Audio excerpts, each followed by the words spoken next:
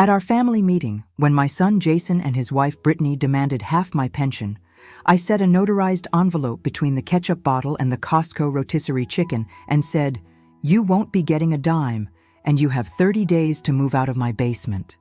The air smelled like lemon cleaner and roasted garlic, and the AC hummed over the quiet like it knew better than to breathe too loud. My wedding band tapped the edge of my plate, steady as a metronome I forced into calm. Brittany's acrylic nails clicked against her mason jar of iced tea, lips glossy and tight. Jason looked at me like I'd slapped him, jaw clenched, cheeks blotchy under the afternoon light slicing through the blinds. He stammered, "Mom?" and I watched his fork hover over potato salad he suddenly had no appetite for. I'm 68, my name is Margaret, and I kept my voice low and even, the way I did for decades in a classroom. The envelope held bank statements and receipts, bailouts for car repairs, their daycare co-pays, weddings and weekends, Uber rides and late-night DoorDash, while I stretched soup and coupons to make my teacher's pension and Social Security last. My hands trembled, but I didn't. Needs, I said, are one thing. Entitlement is another. The dog's collar tinkled in the hallway, the only applause I needed. Brittany leaned forward, all syrup and steel. "Family helps family," she said, like a slogan stitched on a throw pillow. "It does," I answered, sliding the second letter out, "my revocable living trust. That's why the house is in a trust to fund my care at Willow Creek Senior Living, deposit already paid with my pension, and your sister Emily is my power of attorney until further notice." Jason's eyes darted, searching for the mother who never said no. But she'd retired the same day I stopped co-signing their life. "You're welcome here for dinner," I added, "but not for direct deposit. If you're wondering how a Sunday pot roast turned into a courtroom at my dining table, I'll tell you how we got here. One ignored boundary at a time until I drew the last one in ink. If you believe retirement isn't an ATM and that dignity has no age, subscribe to hear the whole story and more like it. The hum of the AC kept the room from cracking wide open. Jason's fork finally touched the plate and dragged a furrow through the potato salad, a pale, soft canyon he didn't follow with a bite. Brittany's smile lost its shine and tightened, like a ribbon cinched too tight. I watched her measure me with her eyes, not just as a mother-in-law, but as an obstacle she hadn't expected, an older woman who knew how to sign her name in all the right places. "I don't understand," Jason said, and it struck me that he meant it. He truly did not understand, not because he was cruel, but because we had allowed life to coat him with easy explanations that fit simpler problems. Mom had the money, Mom would help, Mom could take it. He was my boy once, mouth ringed with red popsicle, hair stuck up from summer sprinkler runs behind our first little ranch in Parma. He used to sit at the kitchen table after school, swinging his legs, asking if the water in Lake Erie tasted like blue popsicles because it looked like them on sunny days. He was 10 when he asked that. Now he was 36, and I had just told him no. "Mom, we're scraping." Jason tried again, voice wobbling between indignation and a plea. "You're scraping because you're spending like it's Saturday every day," I said quietly. I kept my palms flat to the table so they wouldn't flutter. The wedding band I still wore, I wear it for the life that existed, even if it didn't end the way I once hoped. Tapped once, twice, in that steady metronome. I have helped, Jason. I have. But half my pension is not help. It's surrender. Brittany's acrylic nail tapped the mason jar again. Ice rattled. "This is... wow," she breathed. "We've been living here. We're family. It's Ohio, not New York. It's not like rent is... Downstairs is yours for 30 days, I said, keeping my classroom voice. Calm, neutral, meant to cut through chatter without leaving bruises. After that, I will need my space. When I move to Willow Creek, I want this house ready to put on the market. I made a commitment at my age to plan, and I will not back away from that because you chose to mistake my love for obligation." Brittany's lips unpeeled into a smile I recognized from winter concerts when parents felt the solos were distributed unfairly. "You think Emily is more deserving," she said. It wasn't a question. She looked past me, assessing the dining room like it might tell her what kind of person I had been for decades. Lemon cleaner, the good napkins, the chipped rooster platter my mother gave me. Sunday afternoon light in stripes. A Costco rotisserie chicken, its skin lacquered and brown, a plate of sliced brisk cucumbers, dill from the herb pot on the patio. It all looked so normal, I thought. But normal had been over-seasoned for too long. I'm treating my daughter like the competent adult she is, I said, and I'm giving you the chance to act like the capable adults I know you can be. Jason swallowed and nodded, as if nodding might make it better. So that's it, he said. A letter. 30 days. He stood too quickly, and his chair made that flat scrape against the wood that always catches me in the back teeth. We'll talk later. I think we should talk now, Jason, I offered, without Brittany for a few minutes. Mother to son. Brittany tilted her head. No, if it's about me, she started, syrup primed for another pour. It's about your husband and me, I said, still polite, still steady. Please give us a minute. She pushed back, eyes darting to him, then to the trust documents, stamped and real, and she nodded with a tightness that told me she'd spin, later, in that downstairs family room and build a narrative that made my resolve into selfishness. She had a talent for making the language of obligation sound like love and vice versa. When she left and the basement door clicked shut, I saw in Jason the little boy again, the one who hid a bad spelling test underneath the phone book because he thought if he couldn't see it, it couldn't see him. Mom, he said softly, it's not just us looking for a handout. Life is expensive. Lily's daycare went up. Groceries are insane. Brittany's student loans. I nodded. I know, honey. I read the same paper. My gas bill spiked this winter, too. Eggs are more than they were when you were small, I remember. But I also watched the DoorDash charges when there was soup in the fridge. I watched vehicles in the driveway that weren't paid for. I get that it's not all avocado toast that people joke about, but sometimes it was Starbucks on the credit card the same day you asked for cash in the envelope on the counter. I stacked little things on top of bigger things until they made a teetering tower. And here we are. He closed his eyes. It felt like we were all in it together, he said.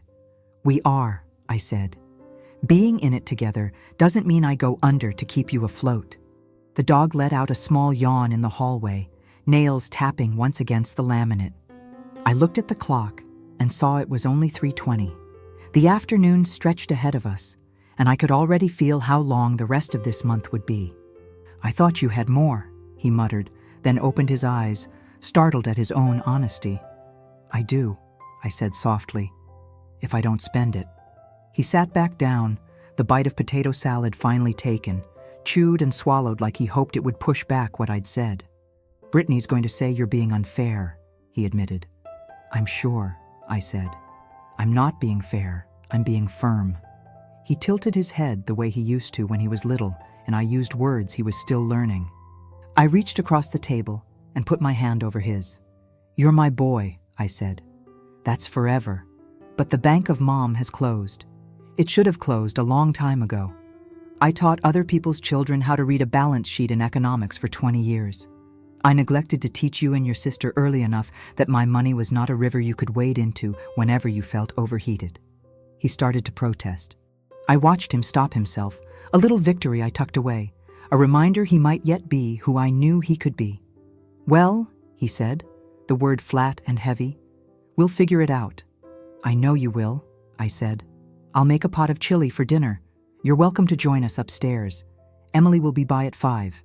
He stood again, took his plate, and then, like he remembered politeness, brought mine too. Thanks, he muttered, and I put it in the sink.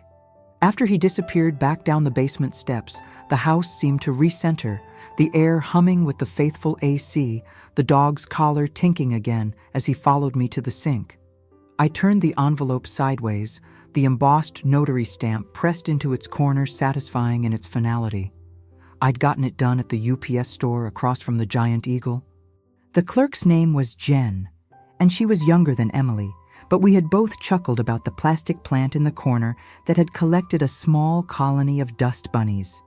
You'd be surprised the things people put off, she'd said, snapping her stamp. You'd be delighted by the things people finally decide to do. I wiped the table. The lemon cleaner smelled like summers at my mother's house when we cleaned on Saturday mornings so we could have ice cream cones after. Scent is a tether. It pulled me back to a kitchen with different light, my own mother's voice saying, "You pay yourself first, Mags, then the world." I hadn't always managed it, but I had tried. I put a little in my teacher's retirement, even when it meant we did without the bigger trampoline or the spring break in Florida that other families took. We visited the Columbus Zoo and made a picnic of egg salad and pretzels in a park with a creek. The kids remember it differently now, more hot dogs in ballparks and less Disney, but I did the best I could with what I had. When Frank left, when he decided the four walls we had built together were too plain for the life he wanted, Jason was 13 and Emily 10. I kept my steady voice then too. I went to school every morning and taught civic responsibility at a time when the word felt increasingly old-fashioned. I did the two-step of early mornings and late nights, grading essays that all looked the same under the glare of a dish lamp. I made casseroles last for 3 nights and hid a 20 in the back of the cutlery drawer for emergencies. We didn't do vacations for a while.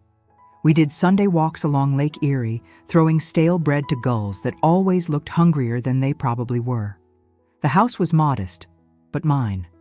The pension was modest, but with Social Security, it meant heat in January, without juggling which bill would get paid late. When Jason brought Brittany to Sunday dinner for the first time, she wore a pretty sundress and asked if we had almond milk. It made me laugh because I had never bought anything but 2% until then. Brittany was all energy, hair curled, lashes perfect, an iPhone case with a gold letter B in a fancy font. She was kind to Lily when she was born, or rather, I saw in her a fierce love that made me generous. She worked at a salon then, and her hours were long and unpredictable. Jason moved between jobs like the weather moved from snow to rain off the lake. I didn't judge. I bought diapers and babysat more than I doled out advice because I figured they needed relief more than lectures. And then one winter like the last, Jason's car died, and I fronted the money because I remembered how it felt to stand in a parking lot with a hood up, the cold reaching through your coat. Brittany had migraines, or maybe the flu. The timeline always splayed like a fork when Emily tried to challenge it. "Mom," Emily would say, "you know I love them, but $1,000 here and there is not a plan." I reminded her that when Jason was 8 and she was 5 and both running fevers, I had stayed up all night with one on my lap and one on the sofa, damp cloths folded just so, and I had still gotten up for work. Love had made me remove the boundaries that would have protected them from my better intentions. It's a strange sort of arithmetic, being a mother. The thing that tilted everything, though, wasn't anyone ask. It was the slow transformation of the basement into something I did not recognize. When Jason and Brittany moved in for a bit, I took Martha Stewart advice to heart and made that downstairs family room welcoming. I set out fresh towels in the bathroom and a new shower curtain. I put fresh sheets on the old pull-out couch, even though it had that strange iron bar that nudged into your lower back. I turned the small guest room into a crib corner for Lily with a glittery star lamp Brittany loved. I tucked a jar of my homemade strawberry jam in the mini fridge. 2 or 3 months, they'd said, just until we catch up. 9 months later, I was still catching empty hard seltzer cans at the bottom of the recycling bin and wondering who needed a package delivered every other day when they claimed they were budgeting. Brittany's phone kept flashing these messages, big white words that slid over pictures of women with beautiful kitchens. "If this kitchen doesn't spark joy," one said, "if your in-laws don't give you space." Another read, as if the algorithm had gotten inside my house and built a personalized argument. When she was upstairs, she would search my pantry and stand there with the door open, like the answer might be on the 3rd shelf. She'd make comments like, "Oh, you still use foil pans?" with a little wrinkle of her nose, like I had failed a test I didn't even know I was taking. She was never outright unkind. It's worse when it's not overt. It's worse when it's little cuts pretending to be care. One afternoon in March, I came home from the grocery store to find my freezer reorganized, and the leftover potato soup I'd planned to eat for dinner had been pushed to the back and wedged between someone's ice cream sandwiches and frozen fries. On the counter was a note. Thought I'd make some space. Zoe, B. It was nothing, and also everything. I stood in my kitchen and felt like I'd become a guest in my own home. No one had asked me if they could bolt a hook on the back of my bathroom door, but there it was. A suction cup caddy that slid down every time the water got too hot. Jason took my car once when his was in the shop and brought it back the next day, the gas light flirting with empty, a damp hoodie in the back seat that smelled like a men's locker room. I mentioned it not because I wanted a grand apology, but because I wanted acknowledgement. I meant to fill it, he said, distracted, bouncing Lily on his hip. I'll do it next time. There's always next time until it's your last one. I made a spreadsheet because that is who I am when I'm overwhelmed. The columns were simple: date, amount, reason. I didn't tally at first. I didn't want to see the sum. When I finally totaled it, the number blinked up at me from the screen with the cheerfulness of things that do not know what they mean. I sat with it like you sit with a diagnosis. Not kind, not untrue, just factual. Emily came over, sat at my table, and put her hand over mine. "Mom," she said, voice small. "You said you were thinking about senior living after Dad's cousin called about her fall. Are you ready for that?" I wasn't sure how I felt about it. I have my routines, my morning coffee at the kitchen table looking out at the maple that goes brilliant red in October. My current book on the arm of the little plaid chair my friend Doris calls your reading nest. My Wednesday cards at church, the crocheted throw folded and refolded to an art. I am not someone who loves change, but I also know the power of making a plan. Planning is hope in a calendar form. We toured Willow Creek on a Tuesday. The director, a woman named Naomi who wore sneakers with her dress, walked us through common rooms that smelled like cinnamon roll day at school and a kind of cleanliness that made me think of the first day of classes. The hallways were wide and bright. The rooms had a window big enough for a plant to thrive. The dining room had that pleasant hum of people who understand each other's pains and still laugh anyway. "You can bring your own furniture," Naomi said, as if she knew I wanted to keep my mother's cherry dresser near. "We have garden boxes," she added, and it was this that tugged. I could plant basil without bending over too much. I could sit in the sun with a hat and say hello to people who don't mind that I forget a name sometimes, because they do too. I called my attorney, a practical man who guided me through my husband's exit and the sale of our first house, and we set up the trust. I named Emily as my power of attorney because she is careful in the way that makes paperwork smoother. I told Jason this before the papers were stamped, not because I wanted to hurt him, but because I wanted him to know that I trusted him with different things. Shelves to be built, a computer to be set up, just not the money. He said okay. He said he understood. Then he asked for a loan the next week, and I saw us heading for a cliff. So there we were, the envelope between the ketchup and the chicken, the light slicing the room into clarity. After Brittany went downstairs, a text came through from her within 3 minutes. "It's not okay how she sprung that," the text said, for Jason, but meant to be seen by me because the ding was an announcement. "We've been counting on her being reasonable," she added. I turned my phone face down. The boundary was drawn. I was not going to hash it out via a string of messages with little blue bubbles. I made chili, the way my mother did, with a can of diced tomatoes and steady stirring. The familiar chop of onion and bell pepper steadied me. The dog hovered for a carrot. I gave him one, because I am not made of stone. At 5, Emily came in, cheeks flushed from the heat, hair in a messy bun, a grocery bag hanging from her arm with fresh cornbread. She kissed my cheek and inhaled. "You cooked," she said. "It smells like home." "It is," I said. "For now." She laughed a little and then sobered, seeing the envelope, the second copy, peeking from a corkboard where I'd pinned it under the corner of a postcard from the Grand Canyon my friend Doris sent to me 3 summers ago. "How'd it go?" she asked. "Not well and not badly," I said. "Honestly." Jason and Brittany came upstairs at 6, Lily bouncing between them like a small, happy bird. She saw me and stretched her arms. "Nana," she squealed, and I felt something inside me turn to liquid and then set again as if that is what love does. It rearranges you in moments of honesty. We ate chili and cornbread. Brittany's smile had found new teeth. It's just that it's very sudden, she said, looking at Emily, as if the audience matters more than the dialogue. We were counting on family being family, she said, and there was a tiny emphasis on family that made the word into a shape that didn't fit my mouth.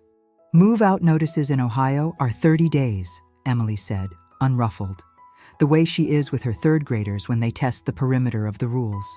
It's what you do for month to month. Mom gave you something legal so it wouldn't get messy later.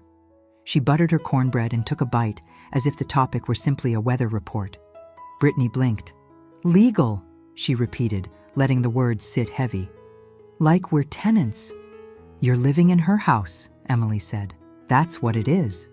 Jason forked chili slowly. We'll get through it, he said to Brittany, which I thought was a small miracle of him taking responsibility, even in a sentence.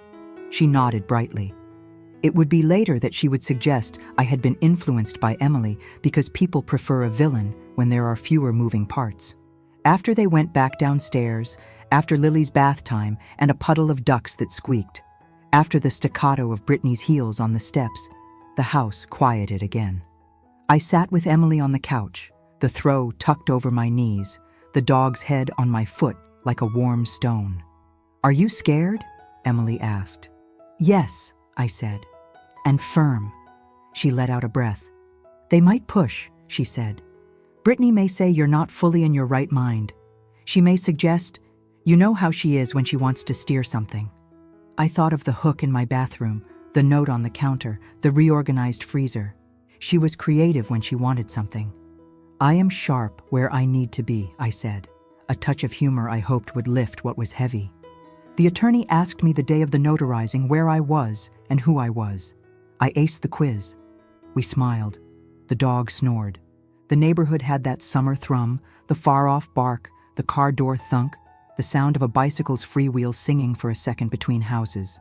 I have loved this place for more than 3 decades. I planted the maple out front as a sapling. I watched it grow rings I can't see. I made peanut butter sandwiches at this kitchen counter until it has a tiny sag, if you know where to press. I have patched and painted. I have sealed up drafts with those snake-like door stoppers you find at Target every winter.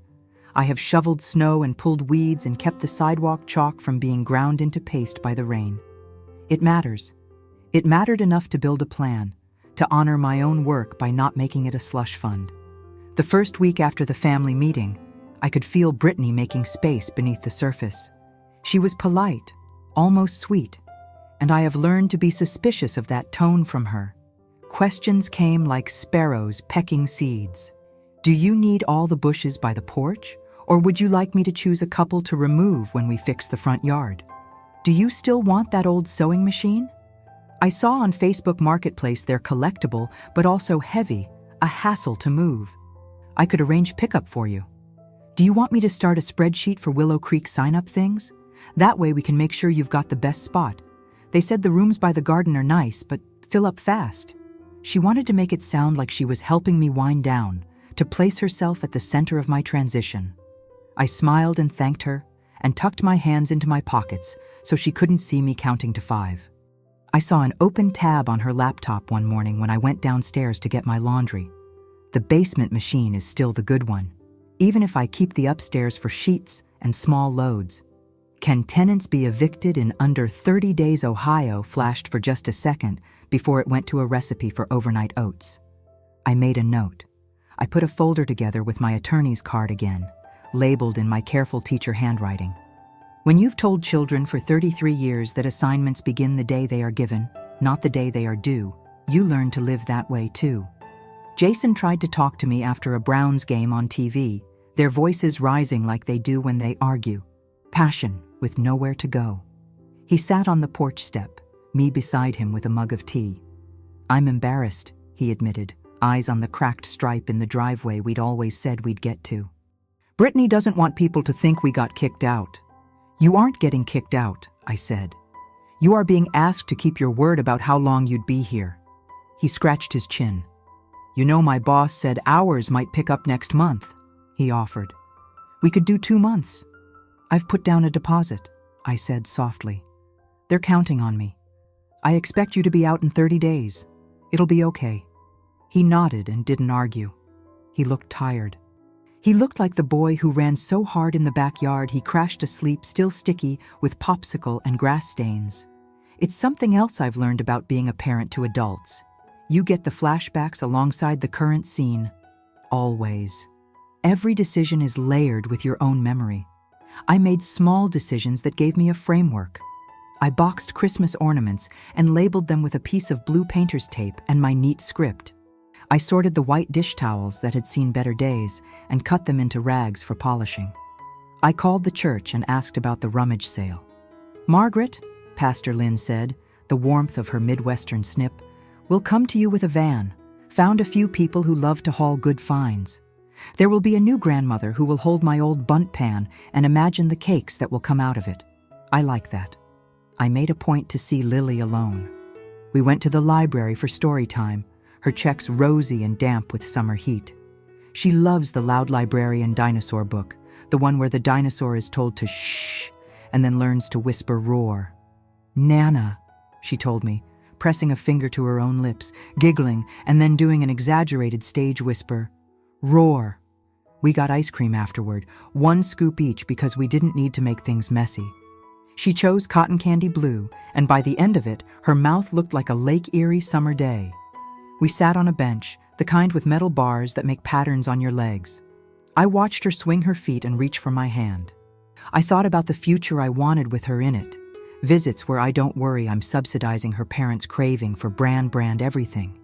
Afternoons where I can tell her about the Buckeyes that fall and why you don't eat them. How we make the candy ones instead and roll them on wax paper. How a kitchen can smell like memory. I promised myself I would build that. Love doesn't stop at a closed wallet. It just comes out in other currencies. Brittany tried a different tactic, quieter. She started saying, "we," in sentences that were about my choices. "We will need to think about packing the guest room," she'd suggest. "We should call the realtor you used for Aunt Jerry's house," she'd add, as if my dear late Aunt Jerry had been hers too. Then, when Jason wasn't around, she'd sometimes drop her voice and say, "I worry about you. Willow Creek is a lot. It's institutional, you know. You'll miss your freedom. And if you're, confused sometimes." Her eyes would widen a little, an expression designed to be care with a pinch of condescension. "I just don't want you rushed into anything." I looked at Brittany and saw the girl who had grown up with parents who always could bail her out, who took out loans for the wedding they could have had in a smaller barn somewhere, who had been told she deserved a certain life and had not yet had that story corrected by a world that does not always listen to desires. I did not say any of that. I smiled. "I'm as sharp as the day I taught the Magna Carta," I said lightly, "and I was the best at the school. Ask anyone." "I just think Jason would feel better if he had a say," she pressed. "Jason had a say," I said. "He had many says. This is mine." She blinked and then smiled, too many teeth, and winked like we were in on something together. "Of course," she said. I watched her walk away and wondered what she was composing for an audience that wasn't me. Emily found a printout on the upstairs printer I hadn't made, a list of talking points to discuss elder financial responsibility, the edges trimmed in an optimistic teal. It had suggestions like, avoid aggressive language and use I statements. There was a paragraph about how to talk to resistant elders. I laughed, a small dry sound, because there is nothing like being reduced to a resistant elder. Then I circled avoid aggressive language with my red pen and wrote next to it the words I have used in many notes home to parents. Model this. The second week, Brittany made a show of being interested in Willow Creek. "I can drive you to look again," she offered brightly. "That way I can make sure your new room has space for Lily to do a sleepover." "I'll bring Lily for a visit," I said. "This move is for me, sweetheart. It's not a second basement for you." She laughed like I made a joke. "Of course," she said. Then later, I overheard her on the phone. "We're trying to talk some sense into her," she said. "She thinks this is about independence. It's really about control. Emily's got her wrapped around her little finger." I'd heard this strategy before, pitting sister against brother, mother against daughter. It's a common script when people get uncomfortable with someone else's boundaries. I had hundreds of students who tried it with me. "Mrs. Hayes let us do it last year," they'd say. And I'd say, "Lovely. In this room, we do it this way." Boundaries. We need them, like we need skin. By the third week, I had packed half my kitchen. The sounds of packing are more emotional than I expected. The paper crinkles, the tape slaps, the cardboard sighs when you fold it just right. I labeled everything. I made a box of first night things like I used to for camping: kettle, tea, sugar, 1 mug, 1 plate, 1 fork.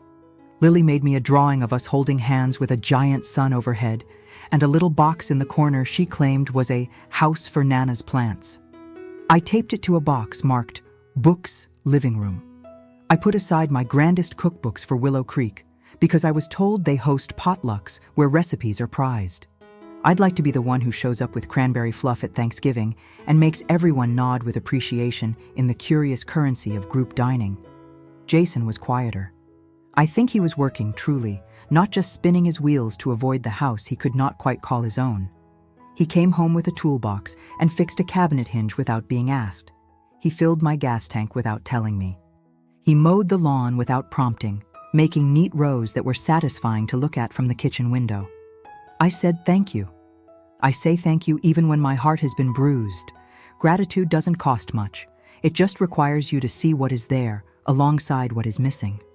On day 21, Brittany knocked on my door with a small bottle of wine and 2 stemless glasses. "Girls' night?" she offered, eyes wide and hopeful. "A toast to your new adventure?" I didn't drink wine much anymore. Never a big drinker. But I could make a small toast. I poured a 1/2 inch. We touched glasses. It was appley and cold, and the upstairs held the quiet that comes when Lily is finally asleep and the dishwasher hums like a heartbeat. "I wanted to apologize," she said, after a swallow, "for coming off as, well, as if your money is just available. That wasn't right." I looked at her, surprised. Her eyes were clear. Her hands, for once, weren't clicking those nails at a nervous, coded pace. "I get scared," she said, then shrugged, embarrassed. "I get scared that we won't make it look like what I thought it would look like. I post pictures on Instagram that look like it's under control. And sometimes I forget that there's a house behind those pictures. The real one." "Thank you for saying that," I said. She nodded, blew out a breath, and then added quickly, like the words might evaporate if she lingered. "But I also think you put money above family sometimes, like the trust thing. It just feels like you're locking us out." "It's the opposite," I said. "It's me making sure family is family, not creditors and debtors. You get me when I'm not worried you're flipping couch cushions for cash. You get me, not the ledger I have to keep in my head when I'm not careful. That's the gift. That's the lock. It's on the bad patterns, not on you." She nodded slowly. "I hear you," she said. I think she meant it. I think she also wanted her life to fit a script that doesn't always bend. We clinked glasses again. She went downstairs. Through the baby monitor, I could hear Lily breathing, a soft ocean. On day 25, a letter arrived with a neat return address I didn't recognize. It was from a mediation center downtown, a non-profit that helps families navigate housing conflicts. "We've been contacted by your son," it read, "to see if we could assist." I smiled despite myself, because in another time, I might have arranged that very thing. It was an olive branch disguised as paperwork. I called the number. "I'm happy to talk," I said, "but the move-out date stands." "That's fair," the woman said. "Setting a boundary doesn't mean withdrawing love." I liked her immediately. Brittany didn't like that I took the call without consulting them. "We're supposed to be in this together," she said. "We are," I said. "That's why I discussed it immediately after I made the call." She made that noise that is not an actual word, a little huff like a chiclet popping from the package. "You make it hard to help," she said, and I could feel the old me wanting to slip into apology, to make it smooth. I bit the inside of my cheek gently. I said nothing. The silence did the work. I could sense the last days gathering their own momentum. The last set of towels in the upstairs bathroom appeared outside the laundry, and I folded them with muscle memory. The last bag of Brittany's frozen fries vanished from my freezer. The last echo of Jason's steps on the stairs had an anxiety that made me want to say, "It will be okay, for forever." Instead, I said, "I've put aside the crock pot I promised. It's on the dining room chair. Here's the Goodwill receipt for the other one you said you didn't need." On day 29, the tension hummed. Brittany had her last box labeled MISC, and I smiled because that is always the hardest one. Random chargers, a candle stub that still smells like winter, bits of ribbon, a spare diaper you're not sure if you should keep in a drawer or car. Jason loaded the car once, twice. The buckeye tree at the corner of the yard had dropped a handful of glossy brown gifts, and Lily brought me 2 with her small hands like I should be thrilled. "We don't eat these," she said solemnly, repeating what I'd taught her. "But we make the candy ones." "That's right," I said, and slipped the buckeyes into a bowl. "I have a plan for them. A little dish at Willow Creek to feel like Ohio sits on my dresser in a pile you're not supposed to eat." Emily came by with sandwiches from Panera. We ate at the bare table, plates making a hollow sound on the wood. "Tomorrow," she said. "Tomorrow," I agreed. Brittany came upstairs one more time, eyes bright, not with tears, but with something like resolve. "We can't find the cord to the baby monitor," she said, and when I reached for the junk drawer, she stepped in front. "No," she said. "It's okay. I'll buy another. I don't want you to think we can't manage." She meant it as a kind of olive branch, I think. I let it be one. "Thank you," I said. "I'll miss the noise of the monitor upstairs." She gave me a quick hug, stiff, one-armed, perfunctory, and also, maybe, a little genuine. "We'll be okay," she said, echoing Jason. "You will," I said, "and so will I." I know there's a chance that exactly at the 30-day mark, a new version of the conflict will step out. Maybe they decide not to go, and I'm forced to call my attorney and begin a process I never wanted with my own child. Maybe they test if I am serious. Maybe they are out, boxes in a truck, Lily buckled into her car seat with the purple unicorn on it. Maybe Brittany posts a picture later with a caption about fresh starts and a filter that makes everything look a little peachy. Maybe both can be true, that they are hurt and that I am right. Life most often sits at that intersection, in my experience. That night, the penultimate one, I lay in bed and listened to the house. Houses make noises. They settle. They pop. They sigh sometimes with the thermal differences between upstairs and down. I listened to the hum of the refrigerator. I listened to the dog sigh and turn once at the foot of the bed, calling it good. I heard the faint laugh from below, Brittany's voice telling Jason something silly, Lily's chatter like a far-off radio station you can still pick up when the weather is right. I thought of the years between me and my mother, between me and my children, between me and the girls I taught who are now women with lives that would surprise me and yet not, because they always had that spark in them. I thought of the morning routines at Willow Creek, where I will learn new names and new stories, where I will perhaps meet a woman who can beat me at Scrabble and not make me feel silly about it, where I will put my basil in its box and go outside with my knees cradled by the chairs they provide. I thought of holiday seasons where my house, not this one, but whatever home is at that point, will smell like cinnamon and cranberry and the sweet, soft roll of memories that are not made with cash. In the morning, I made pancakes because goodbyes go better with syrup. Brittany brought up the last box marked bathroom and set it by the door. Jason lifted it without a noise. He kissed my cheek. Lily ran in circles and made me dizzy with her joy. We sat around the table like we have for years, in so many configurations, 4 chairs, 3, sometimes 6, if Doris and her sister came by after the craft fair. I watched them eat with that extra vigor people have on days they move. I poured more syrup. I wiped a chin. I folded a napkin and then unfolded it, my hands needing something to do. When the last box was in the car, when the dog stood at the door like he was trying to understand the concept of absence, I hugged my son. He squeezed hard and then let go. I hugged Brittany, who smelled like that perfume with the flowery name I can never remember. And we both said, bye, hovering on the threshold of the longer talk we'll have later, when time turns down its volume. "Lily," I called softly. She came, a tangle of limbs and joy. I crouched, and she threw herself at me. "You know where Nana will be?" I asked. "At the place with the garden boxes. And the old people," she said sincerely. Then, after a beat, "And me, when I visit." "That's right," I said. "You, when you visit." She held my cheeks with her small, sticky hands. "Nana," she said importantly, "we will make candy buckeyes, okay? And we will listen to the dinosaur whisper." "Okay," I said, and my voice was steady. The metronome of my own heart had found its beat again. They pulled away. The car turned at the corner. The buckeye tree flickered a leaf in the breeze like a hand.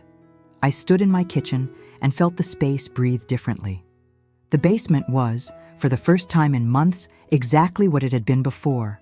A quiet place where dust settles when no one disturbs it. I leaned on the counter. The dog nudged my hip. The lemon cleaner did its small miracle. I went to the dining room and picked up the trust papers. I slid them back into their folder. I made a note to call Naomi to confirm my move-in date and to ask which side of the building has the better morning sun. Then I put water on for tea. In the cabinet over the stove, where I keep the nicer mugs, I chose the one Emily gave me with the little cardinal on it. My mother used to say that cardinals were messengers. I liked the idea that someone was watching, that someone who loved me was nodding. There's a conflict humming, not resolved, but acknowledged. Brittany has a way of making a second act out of a final scene. Jason has a way of wanting to be both my little boy and someone else's man. The next weeks will ask me to be a mother and a woman at once. I will have to be soft and firm, gentle and immovable. I know how to do that. I did it with 32 students every September. I did it with myself when Frank left. I will do it with my own son and his wife, who is not my enemy, even if she plays the role sometimes. I poured the hot water over a tea bag and watched the color bloom. Outside, a neighbor mowed. Somewhere, a train called to the city I once thought I'd see more of. I lifted my mug and I tasted something calm, something earned. Boundaries like this don't build themselves overnight. They are layered, laid brick by brick with conversations, with saying no, with saying yes to the right things. Tomorrow, I will haul the last of the boxes to the garage. I will call the rummage sale van. I will mark a small X on my calendar in my neat teacher script, an X for a day I did something difficult and did not apologize for it. I will call Emily and ask if she wants any of the old curtains. I will pet the dog and tell him his job is to snore and bring me his happiness.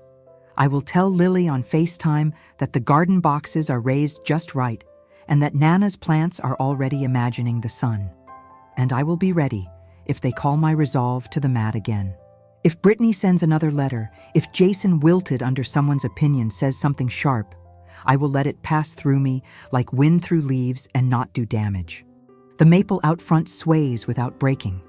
I planted it small, and it grew into itself because I did not stake it so tightly it couldn't learn to stand. The morning at Willow Creek will come, and I will take a breath, and I will walk in, and I will put my name on the door of my new room with a little paper card. I will set my basil in its box. I will bring the buckeyes in their dish. I will carry with me the knowledge that my life is not a ledger in their hands, but a story written by me. A casa parecia maior quando o silêncio finalmente se estendia, pesado pelos cômodos. Por tanto tempo, acostumei-me a medir meu espaço pelo som dos outros. Lily cantando Wheels on the Bus, sem fôlego, o tamborilar dos saltos de Brittany, o ranger inseguro da porta do porão que Jason prometeu lubrificar desde o do outono passado.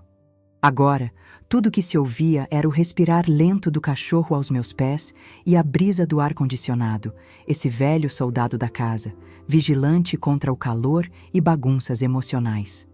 I returned to the kitchen, the scent of lemon still lingering in the air, mixed with a last, distant whiff of yesterday's chicken. The envelope remained there, a printed symbol of the rupture. My decisions, finally recorded, finally respected. For years, I was the mother who said yes because it was easier than negotiating no, and I realized, looking at that table, worn edges, old pen stains, that each boundless yes robbed me of a little.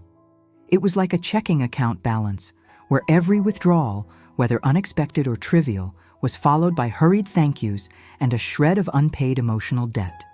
I felt everything: anger, guilt, a bitterness hard to swallow.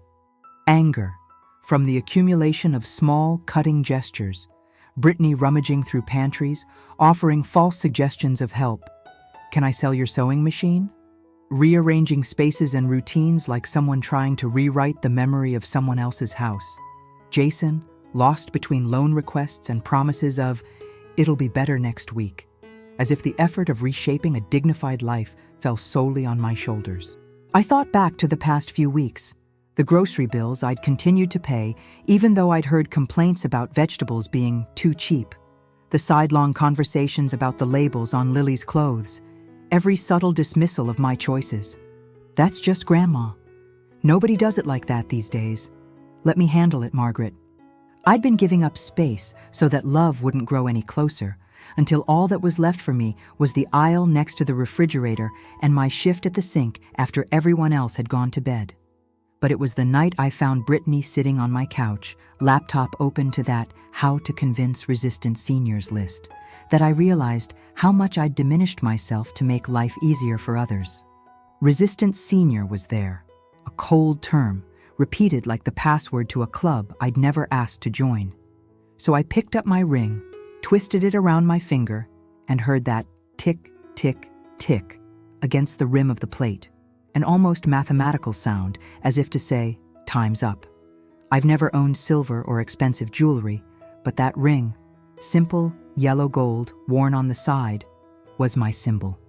The object I carry not out of nostalgia for the wedding, but out of a commitment to honoring who I was and who I can still be. I slipped the ring on my finger, staring at it. It represents work, patience, rebuilding. My enough came from within, but it had to be unleashed from the outside. I packed the suitcase that was always waiting, sealed the trust paperwork, called Willow Creek, and set the date for the advance. And only then, on paper and in gesture, did I truly feel in control of my life again. At the last dinner, the tension was almost physical. Brittany stacked plates. Lily complained about the ugly spinach on her plate. Jason chewed quietly. With each sentence, Brittany glanced quickly at Jason, then back at me, almost in a courtroom rehearsal. Now, about the Willow Creek deposit, could we— "No, Brittany," I interrupted, my voice calm, not raised. "The deposit is paid. What you need now is to plan your apartment." Silence. Jason put down his napkin, eyes welling up. "Aren't you going to help?" This question wasn't just about money. It was about acceptance. About admitting failure at home and to oneself. I refused firmly and tenderly. "You'll be fine, but you need to do it for yourselves." The exit plan was simple because it was irrevocable. By Saturday, all the boxes stacked, keys returned, every detail communicated in writing. No twists and turns. No "one more day, Mom." The letter from family mediation I received on the penultimate day confirmed the line I'd drawn. I wouldn't budge another inch. I called the center and made a point of repeating, "The date is Saturday. There will be no negotiation." On the morning of the last day, I waited for the usual sounds: the lock of the basement door, the whispered conversations, the low television in Lily's room before breakfast. They took their time coming upstairs, as if postponing the inevitable. I washed the breakfast dishes, went over the list of items left behind, mentally reviewing every decision. When I saw Brittany coming upstairs with the last bags, something in me relaxed. Not relief, exactly, but confirmation that the house was once again my territory. The moment of farewell was missing. I invited everyone to the table, the same table that had hosted so many birthdays, so many cramped Christmases, so many Sundays filled with pot roast and cups of tea. I spoke a few words, eye to eye, so no one could escape the honesty. What I've built here is the work of a lifetime. I've helped you as much as possible. Now I want you to build your own story." The silence was a harsh but true response. Brittany nodded dryly. Jason cried just once, briefly, and Lily sat in my lap. I handed Jason an envelope, not the one containing the notification, but a smaller blue one with no monetary value. Inside was a handwritten, dated, and signed letter. "My son, there will always be a place for you, as long as there is respect. I ask that you discover for yourself what mutual respect means. I love you. Mommy." Brittany asked, in a whisper of pain mixed with astonishment, "Is this permanent?" And finally, I managed to say the truth that had always been difficult for me. My boundary is permanent, but my affection has no expiration date. When you want to visit me, when you miss the table, not the safe, the doors are open. I helped Lily put on her sneakers, played shape-guessing games with the pillows, rolled socks into balls, and gave them to her to throw in the biggest box, because sending away sadness can become a game with them. When they went downstairs for the last time, I handed Jason the spare key, already on the old leather keychain Frank had given me for Christmas in 1985. "To remind you that a house is worth taking care of," I said. He understood. The door closes, but it doesn't lock forever. I watched the car drive off, engine roaring, Brittany holding her head high, a heroine of her own story perhaps. Lily waved through the window. The dog lurked, waiting for one of them to return. I got in, twisted the ring one last time, and let my hand rest on the trust envelope, feeling the coolness of the paper against my skin. The symbol of my trust was, after all, nothing more than a sentence. It was an invitation to live life not on borrowed money. At the onset of the climax, my eyes filled, but I refused to cry with pity, as is always the theme of so many goodbyes. Behind the sadness lies the quiet pride of someone who sees that, this time, she was not only a teacher to others, but to herself. I sat in the living room, morning light drawing rectangles on the carpet. The silence was different. Heavy, yes, but clean. I got my tea, the dog lay down at my feet. I hung the copy of the trust on the wall, noticed Lily's little yellow note. "To Nana, with love." Simple. Childhood doesn't know about spreadsheets or paying bills, it just feels. I want her to grow up knowing that love isn't a debt, but rather a willingness to stay and leave for the right reasons. They might still try another connection, a dramatic argument, a post that paints me in bitter tones. But now, with the house empty, my letters printed, and the ring shining on my finger, I know I did what needed to be done. It wasn't just for myself. It was so that, when Lily grows up, she'll know a woman who finally knew how to draw boundaries of dignity. So that Jason knows that a no can be more loving than any yes. And so that even Brittany understands that generosity demands reciprocity, not just convenience. I take a deep breath, taking the last sip of tea. The space is mine. Mine by right, by work, by time, and now by choice. The ring, the envelope, the firm voice. These are my symbols. And Willow Creek awaits me like a welcomer, not a resistant old woman, but a whole woman who has decided to be the main character in her own next chapter. The last box Brittany carried out had a crooked lid, as if it couldn't all fit, even in her rush to leave. Jason passed me at the door, his gaze downcast, sadness and guilt crossing the expression of the man I, for so long, had only seen as a boy. We sat in silence, the weight of what was unsaid hanging between us, until Lily, her little hands soaked with sweat from exertion, looked at me and smiled. "Nana, are you making a face?" I smiled back, and there I was certain that love transcends any narrative, any difficult boundary. After their car turned the corner, the street fell silent. The house breathed a sigh of relief, releasing the tension that had been pressing down on every corner for weeks. The dog went to the window, addressed the absence, and lay down again at my feet, as if to say, "Now it's your turn." I walked slowly through the house, touching the walls, feeling the place I helped build return to my hands. For hours, I was peppered with flashes of so many memories. The first coat of paint on the walls, the flowered wallpaper in the kitchen, the children running around at Christmas. But none of the longing was mired in loss. It was a mature, grateful longing. proud of what remained. I sat in the living room, the trust envelope beside me, twirling my ring with a serenity only learned after doing what's necessary. Through the window, I watched the maple leaves sway, sunlight filtering through the branches. The movement was continuous, even when I couldn't see it. And then I realized, time never stops for anyone. Seasons change, children grow, and those who remain retain the essence of the best, not the possession of the past. The following days were unprecedentedly calm. I slept in the dark, with no basement lights on, no unexpected footsteps late at night, no pots washed in the silence of the early morning. Little by little, the routine unfolded with a care I no longer knew how to keep to myself. Coffee brewed just for one, strong enough for company, smooth enough to soothe any lingering sorrow. I organized the boxes of what to take to Willow Creek, separating blankets, books, glass jars that hold not spices, but small mementos. In each new space, the freshness of being able to choose. The simple act of opening the refrigerator and knowing it contained only what I had chosen to buy felt like a luxury. I left a container of soup to freeze, already thinking about my days at the new address. Emily came that Sunday, bringing light smiles, an apple pie she'd made, and that protective look that only those who grew up in storms learn to carry in their eyes.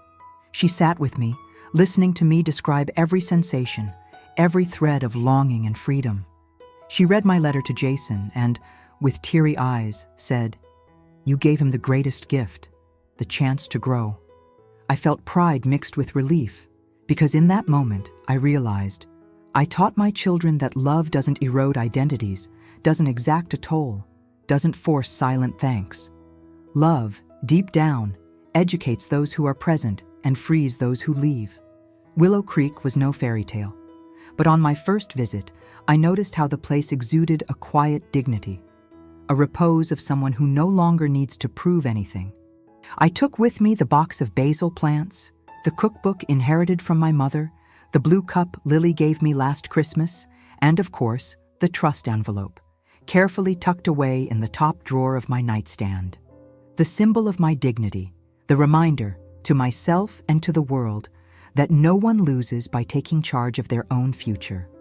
At my first breakfast, already in my new home, I saw the sun shining through the window, a golden glow that wove a new warmth around everything.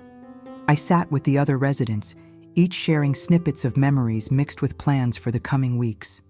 No one there was just a resilient old man.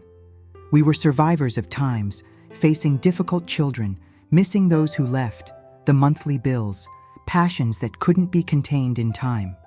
All of us, in our own gentle way, learning to be a son, not a satellite. It was hard, I admit, to contain the urge to know if Jason and Brittany were okay. It took me days not to jump at the slightest notification on my phone, always expecting a plea, an accusation, a new confrontation. But surprisingly, all that arrived was a brief message. "Mom, we've arrived at the new apartment. Everything's fine. Lily sends her love." That was enough. I took a long, deep breath, relieving a weight I no longer knew how to name. The cycle of love that delimits boundaries completed there in an unlikely text message. One morning, as I was arranging my plants on the Willow Creek porch, Lily appeared, hand in hand with Jason, wearing a fluorescent yellow dress. They stood in the entryway, shy, almost strangers in their new surroundings. Lily ran up to me, hair flying, and called out, "Nana, plant the basil?" We smiled, 3 generations, each learning a different kind of courage. Jason stopped at a distance, and then, wordlessly, hugged me. A hug longer than any apology, more sincere than all the unsent messages. "Sorry, Mom," he murmured, his voice shaking. "I didn't mean to mess things up. We just got a little lost." "It's okay, son. The important thing is to find your way back." I felt the ring spin slightly on my finger, an almost involuntary movement, as if it were also calming my own heart. Brittany didn't come that time, but 2 days later she sent a photo of Lily drawing colorful hearts with the message, "For Nana, Brittany." It was little, it was a lot. It was a step. The months passed, and with each visit, I felt Jason and Brittany lighten up. Life demanded of them the dignity of their own efforts, a learning curve that hurt but didn't break them. Brittany landed a new job at a smaller salon. Jason finally settled into a steady job. Lily, always glued to me upon arrival, began asking about stories from school, about lemon cakes, and about, "Why do you keep those buckeye seeds, Nana?" I patiently explained that no one eats the seeds, they just appreciate them. That they were, in fact, symbols of luck and hope. Little things we must plant with faith and trust. Little by little, Willow Creek became home. The Wednesday tea party became a tradition. At potlucks, I brought my egg salad, cranberry fluff, and even a bowl of the chili that made family history. Emily came to visit, exchanging confidences and recipes. Every now and then, Jason and Brittany would stop by and sit at the table with me and other residents, without asking, without expecting anything more than genuine company. The first time Brittany returned, she brought a pumpkin pie and a more elaborate apology. I've learned. Thank you, Margaret, for not letting us give up on ourselves. My old wedding ring shone at every encounter, no longer with the weight of absence, but as a seal of promise, that dignity is not a gift, but an achievement, and that love only blossoms when it finds respect. The envelope of the trust now lives hidden under the basil pot, not as a barricade, but as a reminder of a conscious choice. I began to enjoy the small routines, the invitations to rounds of letters, the long sunset conversations on the porch chairs. I started writing letters and notes again, to Lily, to Emily, to myself. "You've started over," I wrote on one of those yellow pieces of paper. And that's okay. The freedom I sought finally wasn't about running away from my family, but about reclaiming the best of it, in its gentle presence, in its affection without demands, in its invitations without hidden demands. I didn't need an audience, nor external approval. My heart was my own again. On days when homesickness hit hard, because it always does, even with the best choices, I'd pick one of the buckeyes from the bowl and turn it between my fingers, feeling the weight of real life. Seeds aren't meant to be eaten, I thought. They're meant to be planted, and to remember that luck is often the continuation of what we insist on caring for. When Brittany finally wrote to me saying she'd learned the value of paying her own bills and taking care of her own space, I cried. Not with sadness, but with pride. Jason, too, gradually began to understand the weight of limits and the gift of freedom. And Lily, my little one, grew up knowing that respect and love go hand in hand, and that no generosity is built on the basis of obligation. My house now belongs to the next stage, but I haven't lost anything that matters. I've gained myself back. One day, coming from the Willow Creek garden, I saw Lily and Jason walking together to visit me. She carried a small jar of cookies, and right there, under the golden Ohio sun, we sat on the bench and ate, laughing softly. "Nana, why do you always wear that ring?" she asked, her eyes curious. I held her hand tightly and showed her, "So I never forget what I fought for.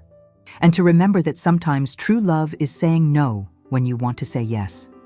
I looked at my daughter, my son, my granddaughter, and I saw in them the continuation of what I had planted, enhanced by honesty, pruned by respect. I have no doubt we do indeed plant good things when we are true to ourselves. So, if you've made it this far with me, believe me, it's never too late to choose for yourself, nor to rebuild bridges over well-drawn boundaries. The symbol of your dignity could be a ring, an envelope, a buckeye seed, or any gesture of self-love. My advice? Always plant what you expect to reap, and celebrate each harvest, even if it comes after much pruning. If this story touched your heart, tell me in the comments, at what point in your life did you need to plant courage to reap peace? Like this post to help others realize the power of a loving no, and subscribe to the channel to follow more real and transformative stories. Comment, like, share, and remember, your life is your greatest inheritance. Cherish each chapter. In the end, as my mother used to say, dignity is the only good that, when divided, multiplies. And I continue, with a ring shining on my finger and confidence in my chest, planting courage to reap freedom, one day at a time.